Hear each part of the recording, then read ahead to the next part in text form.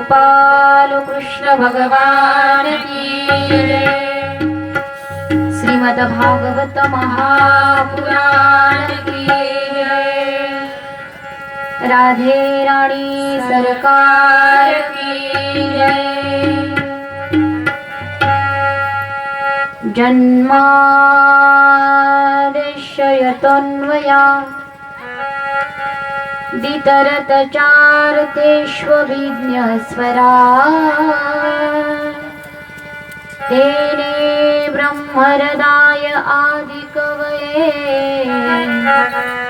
मुह्यन्ति सूरयः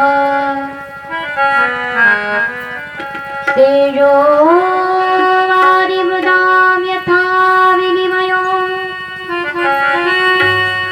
यत्र त्रिसर्गो मृषा नाम्ना स्वेन सदा निरस्तकुहकम् सत्यं परं धीमहि।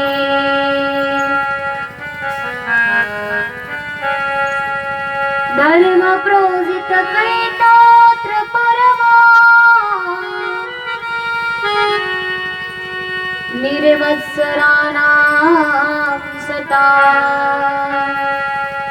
वेद्यं वस्तु मात्र शिवदम् तापत्रयो नमूलनम्। श्रीमद्भागवते महामुनिकृते किं वा परेरीश्वरः सद्योरद्यवरुध्यतेऽत्र कृत्रिभिः शुश्रूषुभिः तत्क्षणात्।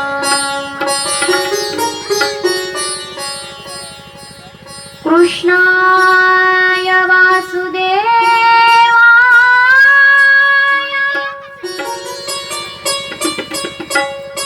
देवकी नंदनाय च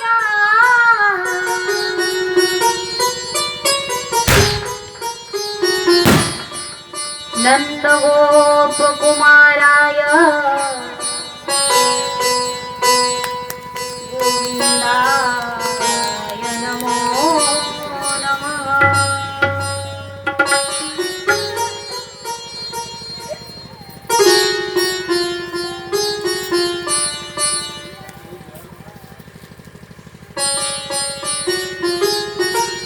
परम मंगलमय परात्पर अखिलेश्वर अकारण करुणावरुणाने भक्तवांछित कल्पतरू श्रीकृष्ण भगवान परमात्मा आणि त्या भगवान परमात्म्याची वाङ्मय प्रतिमूर्ती स्वरूपात श्रीमद् भागवत महापुराण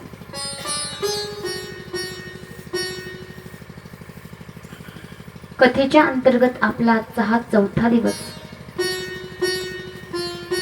ज्या भगवान परमात्म्याची सर्वजण आतुरतेने वाट पाहत होते की कधी त्याच्या लीला ऐकायला भेटतायत, त्या भगवान परमात्म्याचा अवतार आज मथुरेमध्ये होणार आहे आणि त्या भगवान परमात्म्याच्या अवताराचा आनंद जो गोकुळामध्ये झालेला आहे तो आनंद गोकुळवासी कसा साजरा करतात ते सुद्धा आपण आज या ठिकाणी पाहणार आहोत।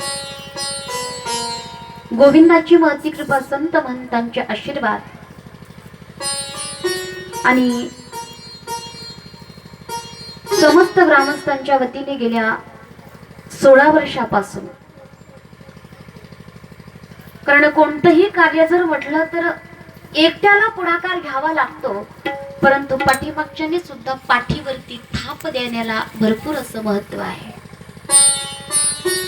नवे एकल्याचा खेळ मनोनी मेळ मेळविला, तुम्ही आम्ही खेळी मिळी गदारोळी आनंदे। सत्संग हा एकट्याचा नाहीये, त्याच्याकरता सर्व वारकऱ्यांनी सर्व भक्तप्रेमींनी एकत्रित यावं लागतं आणि त्यावेळीच त्या सत्संगाचा आनंद प्रत्येकाला घेता येतो। भक्ती ज्ञानाची प्रेमाची देवाणघेवाण करता येते। म्हणून गेल्या 16 वर्षापासून आपले सर्वांचे परिचित असणारे हरिभक्त परायणच म्हणावं लागेल हरिभक्त परायण या शब्दाचा अर्थ असा आहे की हरिभक्तीमध्ये जे प्रवीण आहेत त्यांना म्हणतात हरिभक्त परायण. नाही तर काही काही जण वेगळाच अर्थ करतात हवचा हवपचा. एक जण म्हटलं काही तुम्हाला माहितीये का हवपचा अर्थ काय? म्हटलं काय तुम्हाला माहितीये का? सांगू का? म्हणलं सांग ना. तो म्हणला हळूच भलतीकडे पाहणे. हरिभक्त परायण तसं काही अर्थ नाहीये. हरिभक्त परायण म्हणजे भक्तीमध्ये हरीच्या भक्तीमध्ये प्रवीण असणं त्याला हरिभक्त परायण असं म्हणतात. म्हणून आपल्या सर्वांचे लाडके सर्वांचे परिचित जे त्या ठिकाणी आपल्याला दरवर्षी कथेचं कोणाच्या ना कोणाच्या कथेचं नियोजन आपल्यासाठी करतात. ज्यांनी आपल्या आई वडिलांची कुशी धन्य केली म्हणावं लागेल. कारण कुळी कन्या पुत्र होती जे सात्विक तयाचा हरिक वाटे देवा. प्रत्येकाला नाही परंतु काही काहींना असं वाटत असतं की आमच्या मुलांनी आमच्या पाठीमागे आमचा जो परमार्थाचा वारसा आहे तो पुढे चालवावा. बाकीचा जो वारसा आहे तो तर पुढे चालत जाणार आहे परंतु परमार्थाचा वारसा सुद्धा घरामध्ये चालला पाहिजे. म्हणून निश्चित आईवडिलांचं अनंत जन्मीचं पुण्य असेल की अशा एका भगवत भक्ताला त्यांनी जन्म दिलेला आहे. सुंदर असं त्यांनी श्री गुरु दत्ताचं मंदिर बांधलेलं आहे. श्री संत भगवान बाबा यांचं सुद्धा मंदिर बांधलेलं आहे. नाहीतर आजकालचे जे तरुण मंडळी आहेत ते म्हणतात काय करायचे त्या मंदिरामध्ये एवढे पैसे खर्च करायचे? काय उपयोग आहे त्या मंदिरामध्ये? कशासाठी एवढे सप्ताहाला पैसे खर्च करायचे? वायपट खर्च आहे तो. इकडे तंबाखूला जातो, रोज दारूला जातो. मग दारू का 20-25 रुपयाची चालत नाही, 200-200 रुपयाची लागते. नाव माहिती आहेत ना तुम्हाला? माहिती आहेत का? दारू तरी माहिती का? नाही. परंतु आपले सर्वांचे लाडके असणारे हरिभक्त परायण बाजीराव भाऊ सोनवणे दरवर्षी या कार्यक्रमाचं नियोजन करत असतात. आणि या 16व्या वर्षाच्या श्रीमद भागवत कथा ज्ञानयज्ञ सोहळ्याला सुरुवात होऊन आजचा आपला कथेचा हा 4था दिवस. कालपर्यंतच्या कथेमध्ये आपण ध्रुवचरित्र पाहिलेलं आहे, कर्दम ऋषींचंही चरित्र पाहिलेलं आहे. आणि आजच्या कथेच्या सुरुवातीला आपण आकुती देवहूती प्रसूती या तिन्ही मुलींचं चरित्र पाहिलं. उत्तानपाद राजाचंही चरित्र पाहिलं. उत्तानपादाच्या पोटी साक्षात ध्रुव बाळाचा जन्म झालेला आहे. पुढे पंचम स्कंदाच्या सुरुवातीला या ठिकाणी सुंदर असं वर्णन आलेलं आहे की एक वेळेस प्रियव्रत मनु आणि शतरूपेचा मुलगा गंधमादन पर्वतावरती जाऊन बसलेला आहे. आणि तपश्चर्या करण्याकरता बसलेला असताना महर्षी नारद त्या ठिकाणी आले. आणि महर्षी नारदांनी सांगितलं ब्रह्मसत्यम जगन्मित्य हे जरी खरं असलं तरीही भगवंतांनी काही तुमच्याकडून अपेक्षा ठेवलेल्या आहेत, त्याच्यासाठी तुम्हाला जन्माला घातलेला आहे. भगवान परमात्म्याने मनु आणि शतरूपेला सांगितलं आहे की सृष्टीची निर्मिती करणं तुम्हाला गरजेचं आहे. त्याच्याकरता तुम्ही ब्रह्मचारी राहणं चांगलं नाही, तुम्ही विवाह करावा आणि सृष्टीची उत्पत्ती जी आहे ती पुढे वाढवावी. परंतु प्रियव्रत विवाह करण्यास तयार नव्हता. त्यावेळेस महर्षी नारदांनी समजावून सांगितलं की बाबा असं कोण म्हणलं की संसारामध्ये राहून भगवंताची प्राप्ती करता येत नाही? संसारामध्ये राहून सुद्धा भगवान परमात्म्याची प्राप्ती आपल्याला करता येते. असोनी संसारी जिव्हे बेमुकरी. संतांनी नाही का संसार केला? संतांनीही संसार केला. मग संसार केल्याच्या नंतर भगवंताची प्राप्ती होत नाही का? आपण जर सगळे संत पाहिले तर सगळे संत विवाहित होते, ज्यामुळे बराई सोडता. एकनाथ महाराजांचा तर सुंदर असा संसार होता. एकनाथ महाराज तर अगदी श्रीमंतही होते. सुंदर असं एकनाथ महाराजांच्या बाबतीत वर्णन आहे.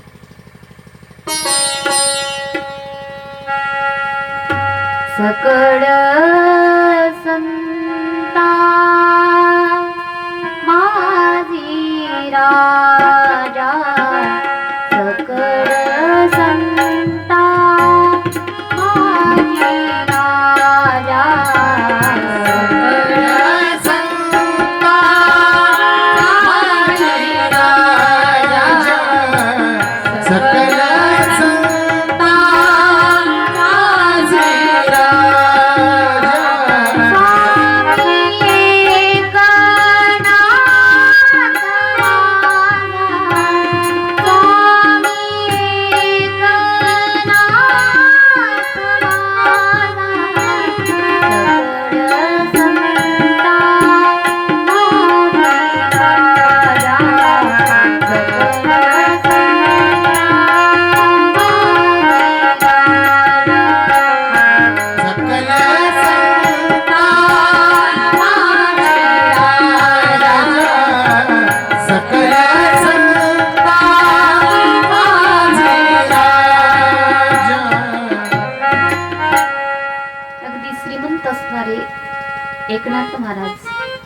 संतांनीही संसार केलेला आहे, परंतु त्यांचा संसार आपल्यासारखा नव्हता. संतांनी संसार केला, गीतेमध्ये वर्णन आलेलं आहे. आज गीता जयंती सुद्धा आहे, एकादशी सुद्धा आहे. सर्वोत्तम ग्रंथ साक्षात भगवान परमात्म्याच्या मुखामधून निघालेला ग्रंथ जो आहे तो म्हणजे गीता. असं म्हणतात की भगवान परमात्म्यासारखी वस्तू या जगामध्ये नाहीये. हरि सम जगत कछु वस्तु नहीं, नहीं प्रेम संगपन. सद्गुरु सम सज्जन नहीं, नहीं समग्रंथ. गीतेसारखा दुसरा कोणता ग्रंथ नाहीये. ज्यावेळेस अर्जुन पूर्णपणे मोहित झालेला आहे, भगवान परमात्म्या तू ज्याच्याशी मला युद्ध करायला सांगतोय तो समोर कोण आहे माहिती का? अरे कृपाचार्य द्रोणाचार्य ज्यांनी मला त्यांच्या बोटाला धरून चालायला शिकवलं, लिहायला वाचायला शिकवलं, ज्यांनी मला धनुष्य बाणावरती हात कसा ठेवायचा, कशी दोरी ओढायची इथपर्यंत सगळं शिक्षण दिलं, त्या गुरुवरती ज्यांनी मला शिक्षण दिलं त्यांच्यावरती मी बाण सोडायचा अजिबात चालणार नाही देवा. मला काहीच नको, राज्य नको, मला काहीच नको. अरे स्वजनाचा वध करून ते राज्य जर मला मिळत असेल तर त्याचा मी उपभोग कसा घेऊ शकतो? हे देवा मला नकोय हे सगळं. भगवान परमात्म्याने सुंदर असा उपदेश भगवान अर्जुनाला केलेला आहे आणि ती सुंदर अशी गीता सांगितली. आणि गीतेसारखा दुसरा कोणता ग्रंथ नाहीये. परंतु जवळ असल्याच्या नंतर माणसाला त्या वस्तूची किंमत कळत नाही. सुंदर असणारा हा भारत देश आणि या भारत देशामध्ये अनमोल असे संतांनी अनेक विपुल असे ग्रंथ ज्ञानाचं भांडार आपल्याकरता तयार करून ठेवलेलं आहे. परंतु तो उघडून पाहायला आपल्याला वेळ कुठे? 2.5 तासाचा पिक्चर पाहायला आपल्याला वेळ आहे, पण गीता, ज्ञानेश्वरी, भागवत काय असेल गाथा ते उघडायला आपल्याला वेळ नाहीये. परंतु आपल्या भारतामध्ये असणाऱ्या ज्या वस्तू आहेत त्या वस्तूची किंमत बाहेरच्या लोकांना कळते. सर्व राज्य ज्याने जिंकलं होतं, सर्व देश ज्याने जिंकले होते असा असणारा सिकंदर राजा सगळे देश त्याने जिंकले. आणि ज्यावेळेस भारतावर स्वारी करण्याकरता यायला निघाला त्यावेळेस तो आपल्या गुरुचे आशीर्वाद घेऊन निघाला. कारण मी त्या दिवशी सांगितलं सद्गुरूची कृपा असणं अत्यंत गरजेचं आहे. मज हृदयी सद्गुरु जेणे तारिलो हा संसार पुरू, मनोनी विशेष अद्यातरू विवेका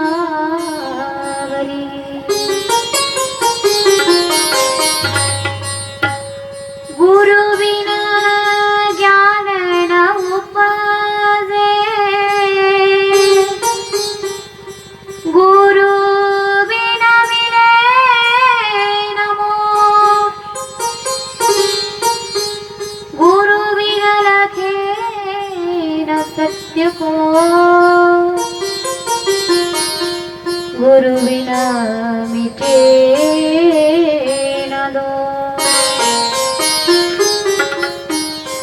ज्ञानेश्वर महाराज वर्णन करतात ज्ञानेश्वरी मध्ये, मज हृदयी सद्गुरु जेणे तारिलो हा संसार पुरू. या भवरूपी सागरामधून जर तरायचं असेल, स्वतःच्या सामर्थ्यावर ही भवरूपी नदी कोणीही पार करू शकत नाही. सोपी नाहीये भव नदी. स्वतःच्या सामर्थ्याने ही भव नदी पार करण्याकरता अनेक जणांनी प्रयत्न केला, परंतु त्यांचा थांग पत्ता लागला नाही. पूर्णपणे त्या भवरूपी समुद्रामध्ये ते बुडून गेलेले आहेत. ज्ञानेश्वर महाराज म्हणतात, येथे एकच लीला तरले जे सर्व भावी मज भजले. एक तर माझी शरणागती पत्कारली, नाहीतर एकतर सद्गुरूचा हात धरला. आपुलिया अंगी तोडी माया जाळ, ऐसे नाही बळ कोणा अंगी. आपल्या स्वतःच्या सामर्थ्याने हा संसार जो आहे तो आपण, ही भवनदी जी आहे तो आपण पार करू शकत नाही. म्हणून या भवरूपी नदीमधून जर आपल्याला पार व्हायचं असेल तर आपल्याला भगवंतावरती आणि सद्गुरूवरती विश्वास ठेवावा लागेल.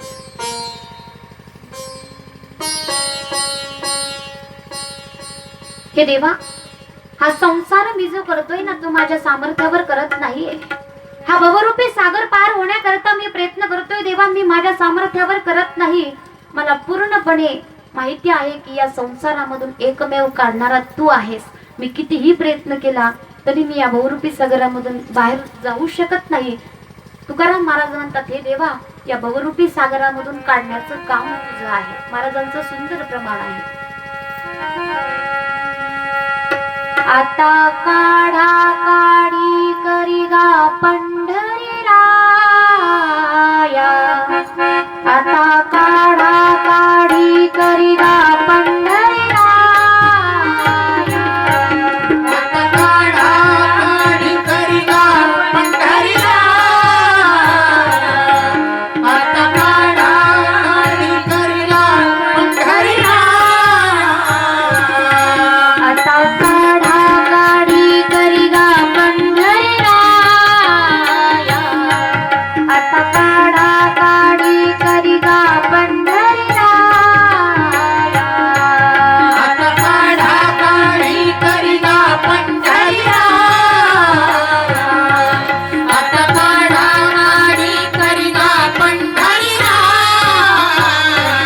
नाही तरी माया गेलो दास, नाही तरी माया गेलो दास, जाणता बैसलो दगडाच्या नावे, जाणता बैसलो दगडाच्या नावे, झाडका बैसलो दगडाच्या नावे.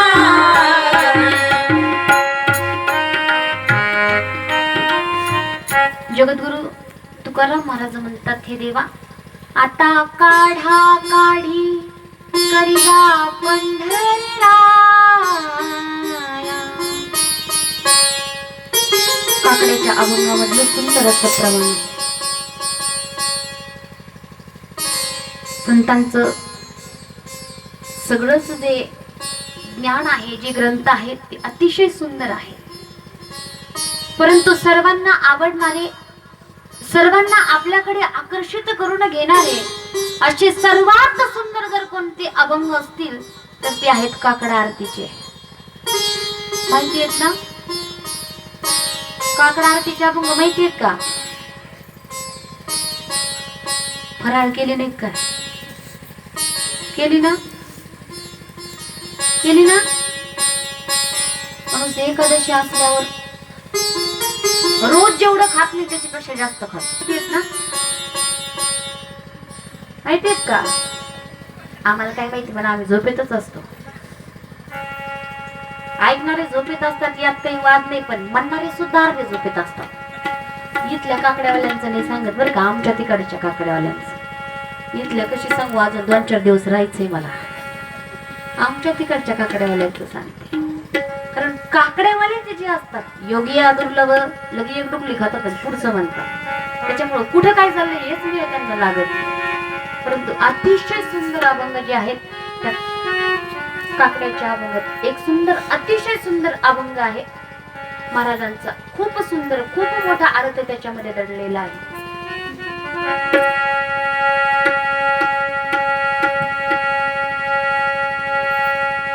गुणवंत केलो दोष जाणायासाठी, गुणवंत केलो दोष जाणायासाठी, गुणवंत केलो दोष जाणायासाठी, गुणवंत केलो दोष जाणायासाठी. माझे मजपोटी बळकट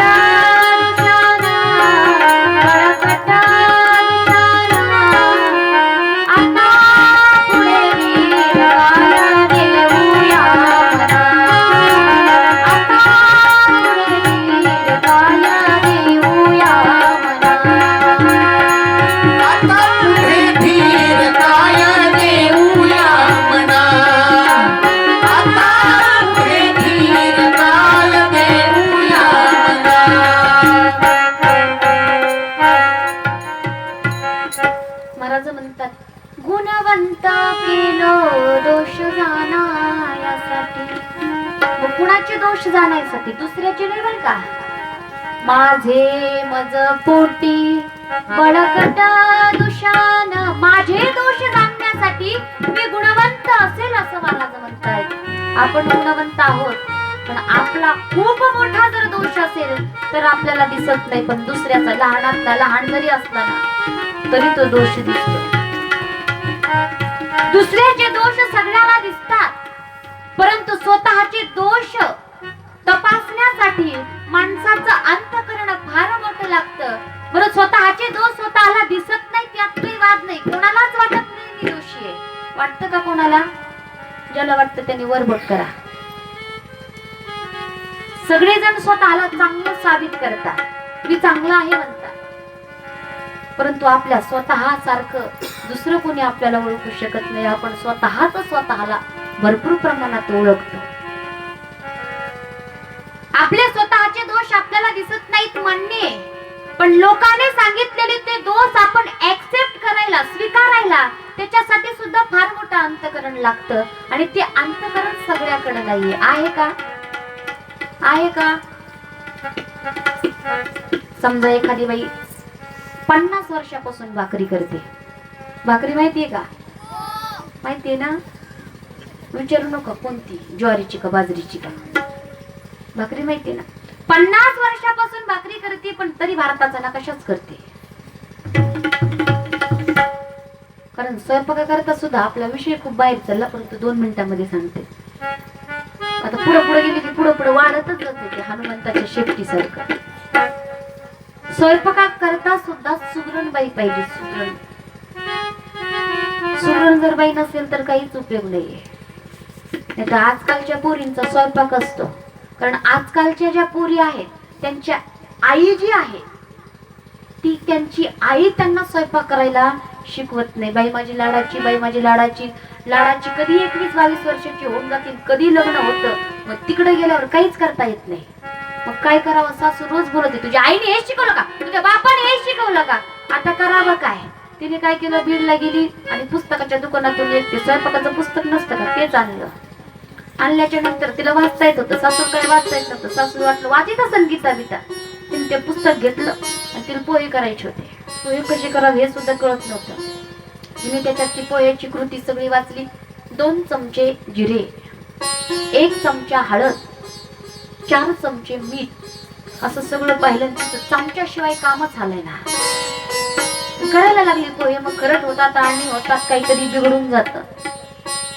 नाहीतर एका बाईनी एकाच पातेल्यात 3 प्रकारचे भात केले होते. वरती तांदळवाडी, मध्ये चिखली आणि खाली पूर्ण भात तो करपून गेलेला होता. एकाच पातेल्यामध्ये 3 प्रकारचे भात. त्या बाईने केला भारताचा नकाशा भाकर. आणि त्या बाईजवळ एक दुसरी बाई आली होती. पण ती काय ग सगुणाबाई, एवढ्या दिवसाची झाल्या भाकरी करते, तुला तरी तुला गोल भाकर येत नाही. ती म्हणली गप्पा हे तुला येते काय. म्हणजे स्वतःची चूक सांगितली, दोष दाखवला तर लगेच ती बाई भांडायला उठली. समजा एखाद्या भजनाला जर आपण म्हणलं तुम्हाला टाळ वाजवता येत नाही, तुम्ही टाळ हातात घेऊ नका. तो म्हणता हा तुमचा सप्ता, हा तुमचा मंडप आणि हे तुमचं कीर्तन, आजपासून तुम्हाला रामकृष्ण हरी कधीच परत येणार नाही. मग म्हणत नाही मला शिकवा, कसं वाजवायचं ते सांगा. कारण दोष, स्वतःचे दोष स्वीकार करण्यासाठी फार मोठं अंतःकरण लागतं. ते अंतःकरण प्रत्येकाकडे नाही, ते अंतःकरण संतांकडे आहे. विषय आपला असा सुरू झाला होता की भवरूपी सागर करण्याकरता आपल्याकडे तेवढं बळ नाहीये. एक तर सद्गुरूवरती विश्वास ठेवावा लागेल, नाही तर भगवंतावरती विश्वास ठेवावा लागेल.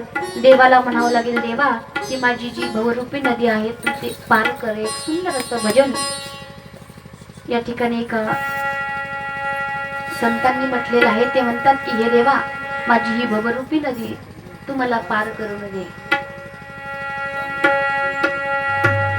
सोने सावरे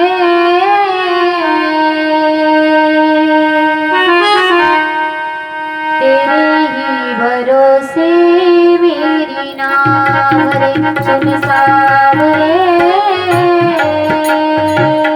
तेरे ही भरोसे मेरी नाव रे सावरे तेरे ही भरोसे मेरी नाव रे सुन सावरे तेरे ही भरोसे मेरी नाव रे थक से गए हैं मेरे थक से गए हैं मेरे बैठ के पाँव रे सुन सावरे तेरे ही भरोसे मेरी नाव रे सुन सावरे तेरे ही भरोसे मेरी नाव सावरे तेरे ही भरोसे मेरी नाव रे सावरे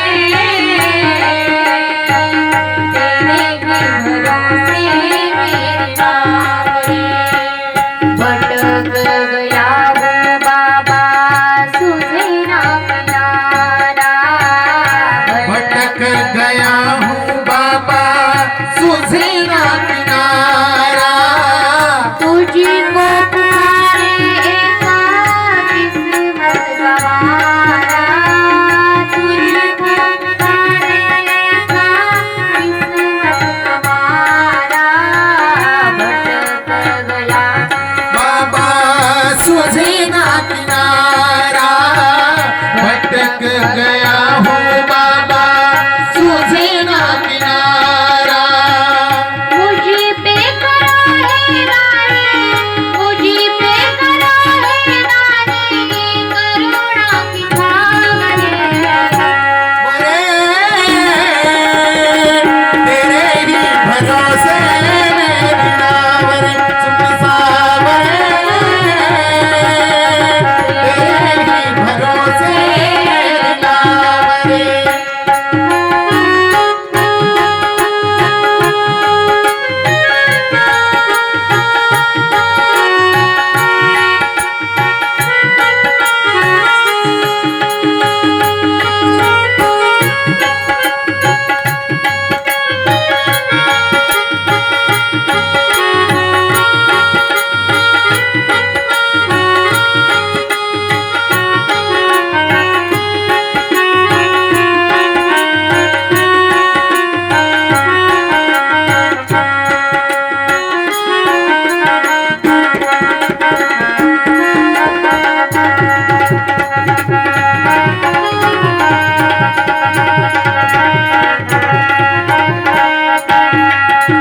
कैसे संभालूं नैया हिचको लगाए कैसे संभालूं नैया को लखावे कैसे संभालूं नैया हिचको लगाए कैसे संभालूं नैया को लखावे कांपे है हाथ में मेरे लड़खड़ाए कांपे है हाथ में मेरे लड़खड़ाए कैसे संभालूं नैया को लखावे कैसे संभालूं नैया को लखावे नदिया का देख कितना नदिया का देख कितना प्रिय है अवरे तेरे ही भरोसे